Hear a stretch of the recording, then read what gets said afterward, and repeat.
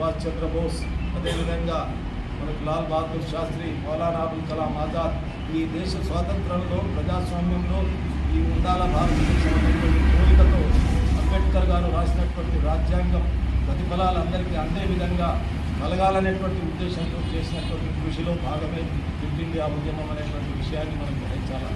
కానీ దేశానికి స్వాతంత్రం సాధించడంలో మహాత్మా గాంధీ గారి త్యాగవంతం, అలాగే అప్పటి స్వాతంత్ర సమయంలో నెహ్రూ గారు, లాల్ బహదూర్ శాస్త్రి గారు, అలాగే ప్రతి ఒక్క సర్దార్ వల్లభాయ్ పటేల్ గారు, ప్రతి ఒక్క మహానుభావుల త్యాగ ఫలితమే ఈరోజు మనం ఈ స్వేచ్ఛ వాయువు పీలుస్తున్నాము.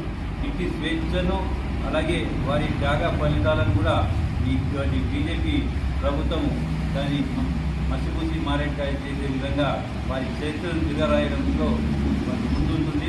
కాబట్టి బీజేపీ వారికి, బీజేపీ ప్రభుత్వానికి మేము ఈ సందర్భంగా హెచ్చరిస్తున్నాం.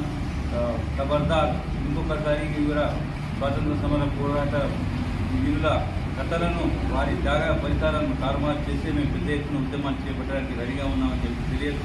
అలాగే యువజన కాంగ్రెస్ 65వ ఆవిర్భావ దినోత్సవం సందర్భంగా యువజన కాంగ్రెస్ మిత్రులందరికీ శుభాకాంక్షలు తెలియజేస్తూ ఈరోజు జిల్లా యువజన కాంగ్రెస్ ఆధ్వర్యంలో కాంగ్రెస్ భవన్లో జెండా ఆవిష్కరణ చేయడం జరిగింది. ఇందిరాగాంధీ గారు 1960లో ఆ రోజు యువజన కాంగ్రెస్ని ఏర్పాటు చేయడం జరిగింది. మొదట జాతీయ అధ్యక్షురాలుగా ఒక మహిళకు అవకాశాన్ని కల్పించారు ఆ రోజు యువజన కాంగ్రెస్ అధ్యక్షురాలుగా.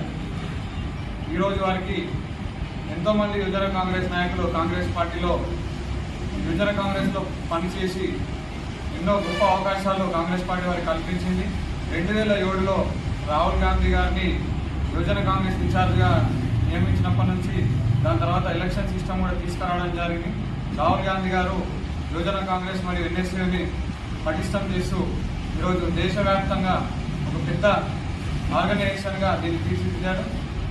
దేశవ్యాప్తంగా కూడా యువజన కాంగ్రెస్లో ఎంతోమంది యువత కాంగ్రెస్ పార్టీ కోసం, దేశం కోసం పనిచేస్తూ ఉన్నారు.